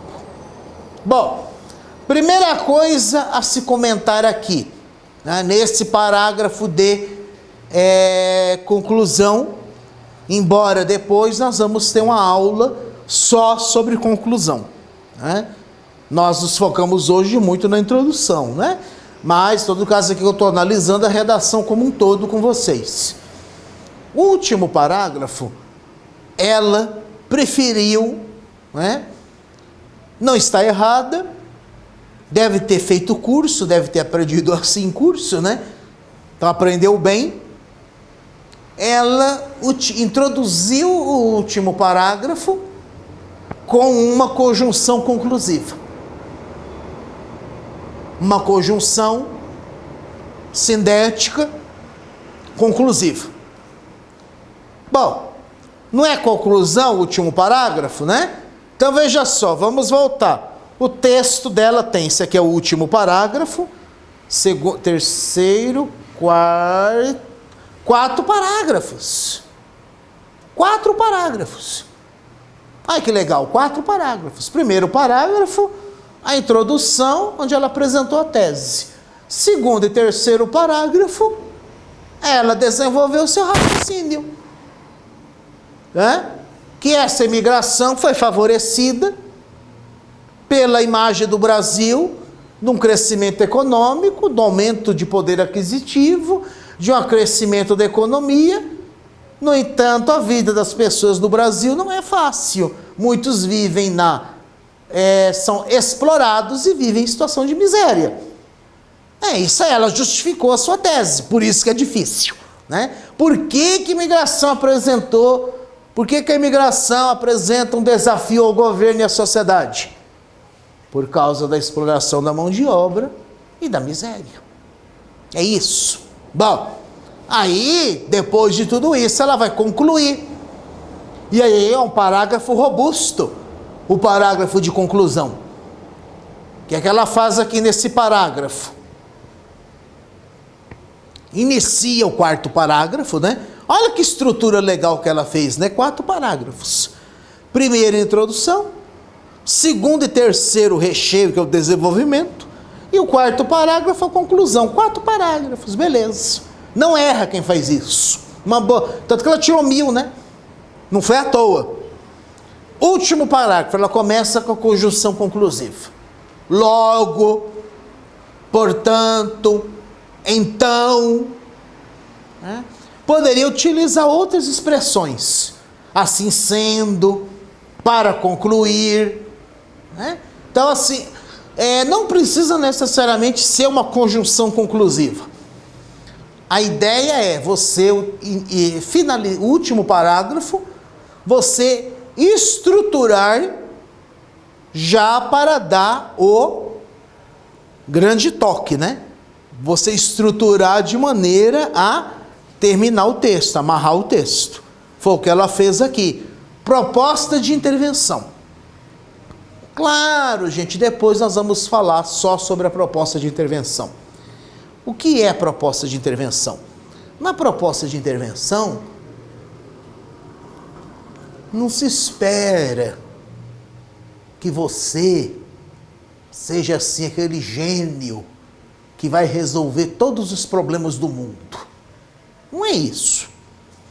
Mas que você seja um cidadão crítico que terminou o ensino médio, que você seja uma pessoa que terminou o ensino médio, que tenha um mínimo de senso crítico e que seja capaz de raciocinar por conta própria, de você ver problemas na sociedade e de você refletir, olha, o que nós podemos fazer para resolver isso? É isso que a redação do Enem espera. Claro, há estudiosos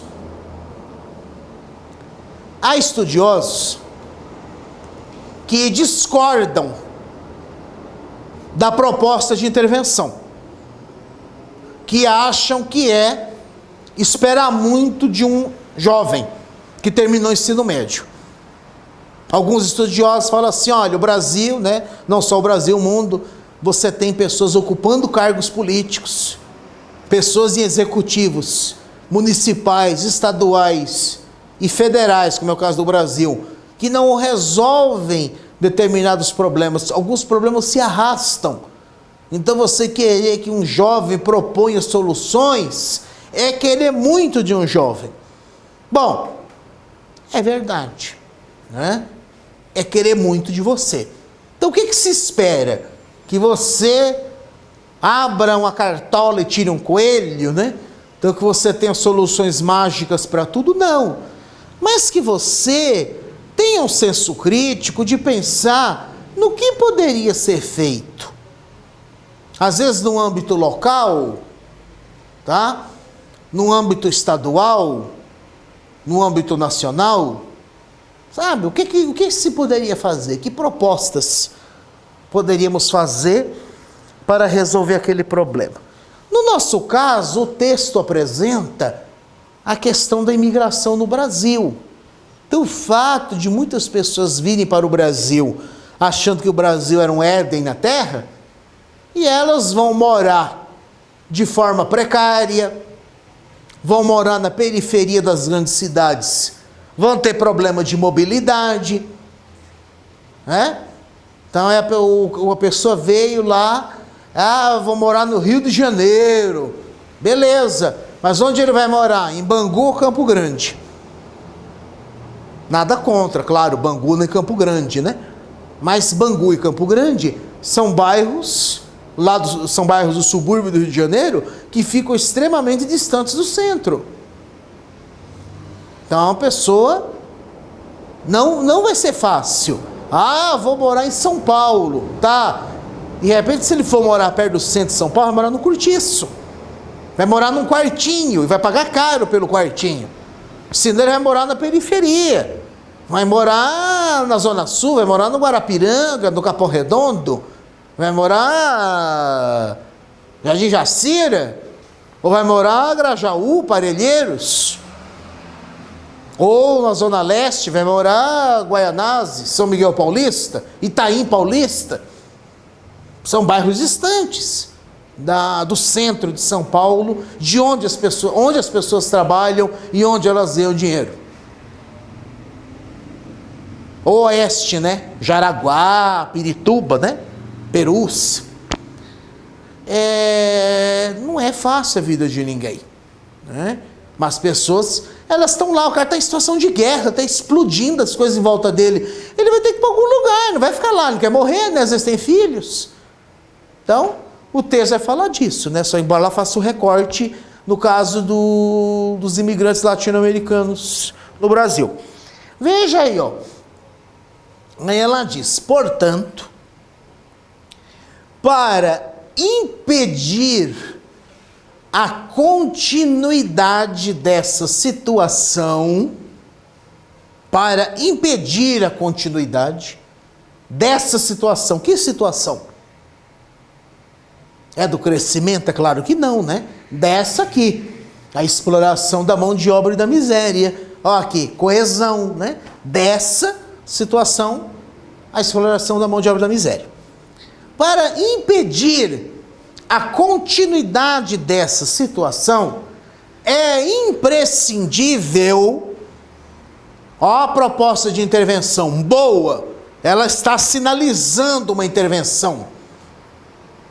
Não é aquela coisa que ela diz, olha, as pessoas têm que se conscientizar, caminhando e cantando e seguindo a canção, né? Somos todos iguais, braços dados. Não, não é isso, gente. Não é Geraldo Vandré.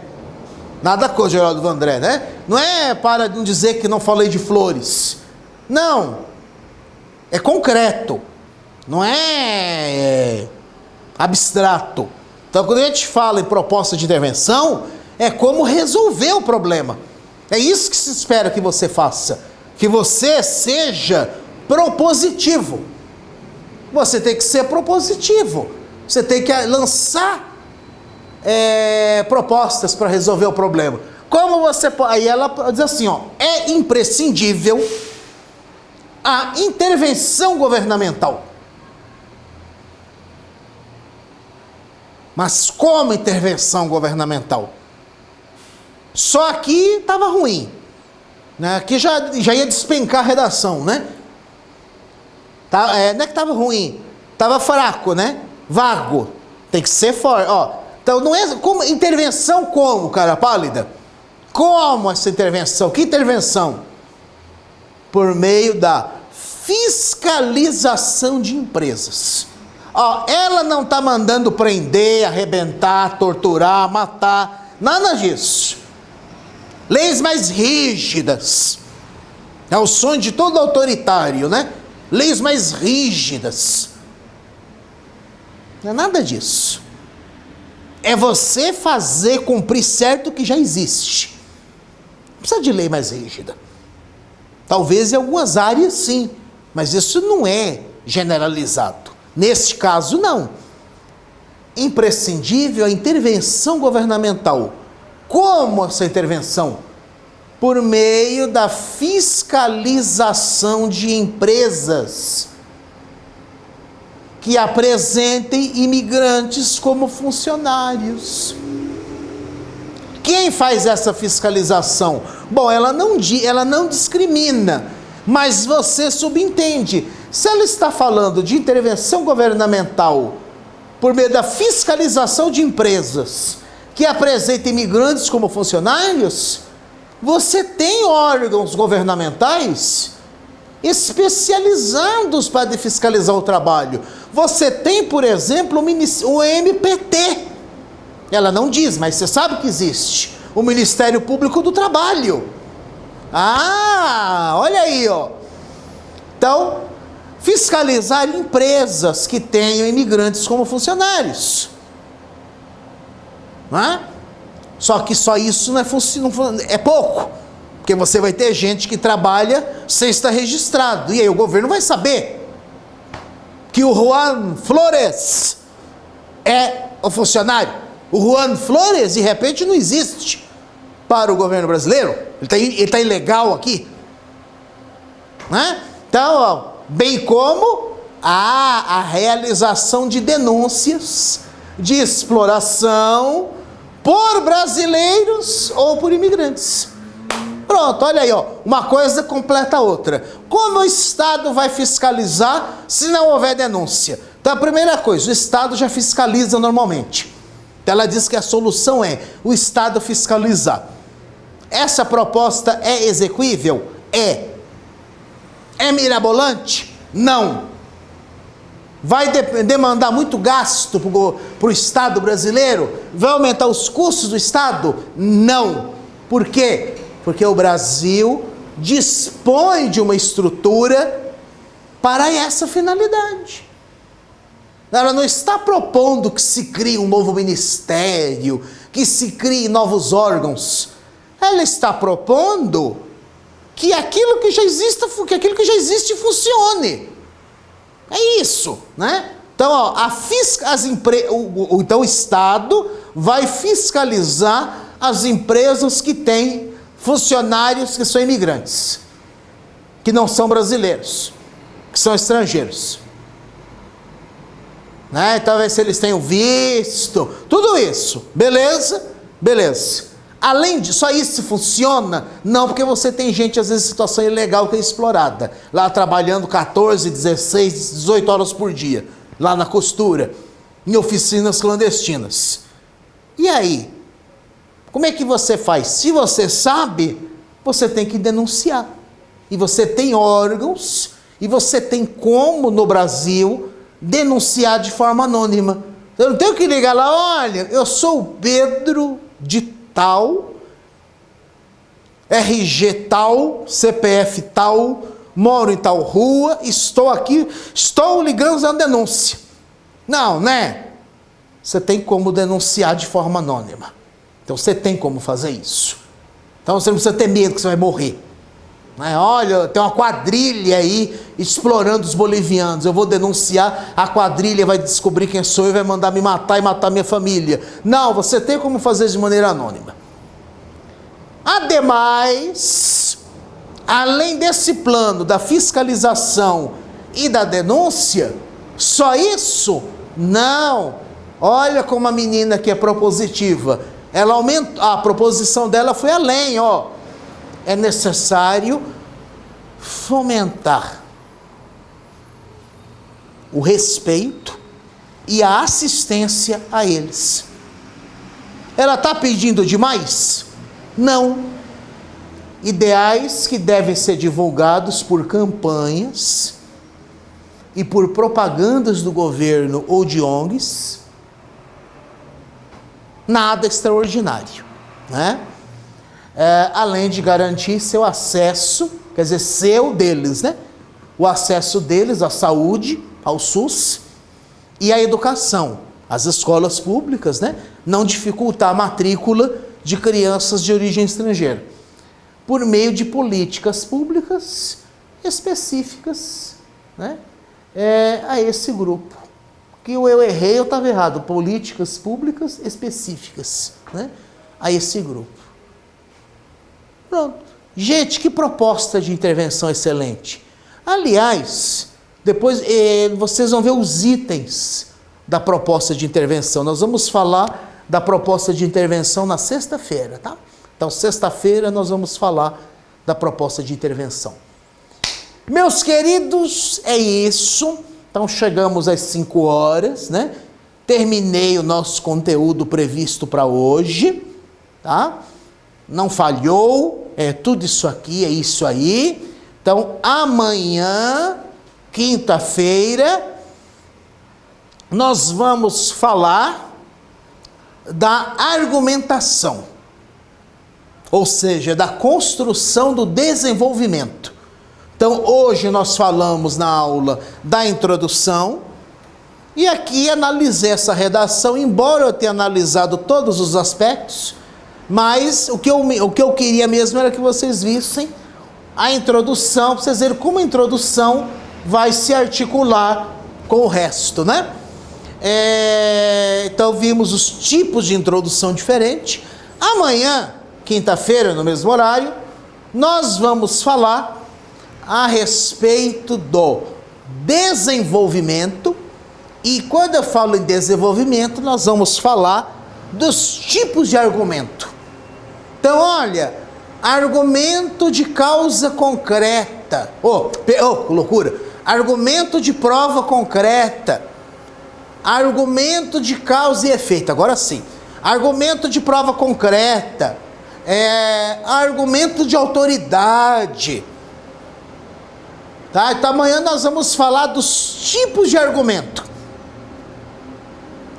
E na sexta-feira, nosso último encontro, nós vamos falar da conclusão e, gente, tudo isso vocês vão ver que vai ser sempre recheado de exemplos.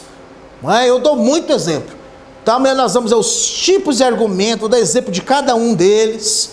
E na última aula, na sexta-feira, eu vou falar da proposta de intervenção, eu vou falar de propostas boas, de propostas ruins, vou dar exemplos de boas propostas, vou dar exemplo de propostas horrorosas, né? De propostas que foram anuladas por ferir direitos humanos. Nós vamos falar de tudo isso na sexta-feira, da conclusão, da proposta de intervenção. Amanhã é dos tipos de argumento. Mesmo horário, 3 horas. Bom, vamos lá, né? Já passamos até um pouquinho da nossa hora. Vocês têm alguma pergunta? Gente, olha, para vocês aí, né? Que eu saiba, acho que só o Davi que vai fazer o Enem, né? Gente, entretanto, embora seja só o Davi que vai fazer o Enem, tem uma coisa, tá? Esse modelo aqui, isso vai servir para qualquer redação, viu? Então, presta atenção, isso aqui não é só Enem, tá? A gente fala, claro, nosso curso aqui é voltado para o Enem, é específico para o Enem, mas essas habilidades de argumentação, de construção de um texto dissertativo argumentativo, vão servir para qualquer prova que você tenha texto dissertativo. A diferença é que só o Enem e o Enseja que exigem proposta de intervenção. Perguntas? Alguém tem alguma pergunta? Davi, Leonardo, Marcela, Priscila, Renan. Alguém de vocês tem alguma pergunta para fazer? Bom, o Renan diz que não, o Davi diz que não.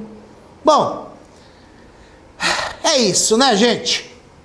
Chegamos então ao final da nossa aula de hoje, né? Quero agradecer a vocês pela assistência. Olha, quero agradecer porque vocês não dormiram. Bom, eu acho que não dormiram, né? Não posso saber que vocês estão com as câmeras desligadas. Não sei se vocês dormiram, né? Vou achar que vocês não dormiram, tá bom? Quero agradecer pela atenção de vocês. Espero, sinceramente, que tudo isso aqui tenha sido muito útil para vocês. Eu sei que é cansativo, é muita informação, são 2 horas seguidas, né? Eu falando aqui, é cansativo mesmo, eu reconheço. Mas eu espero que tenha sido instrutivo, que seja de ajuda para vocês aí, para quando vocês forem fazer a prova, né? Para o Davi, que vai fazer o Enem domingo, né? E para os demais aí que forem fazer outras redações. Gente, isso aqui vai servir para qualquer tipo de prova, de concurso, de qualquer lugar. Vestibular, tudo. Texto dissertativo é isso. Dissertação é uma coisa só. A única diferença é a exigência da proposta de intervenção. Só, tá? É isso. Gente, um abraço. Obrigado aí pela atenção de vocês. Como eu disse, eu espero que tenha sido de proveito, que tenha sido claro, né? Que tenha sido de ajuda para vocês. Então amanhã nós nos encontraremos nesse mesmo horário, tá bom? Um abraço para vocês, hein? Até amanhã.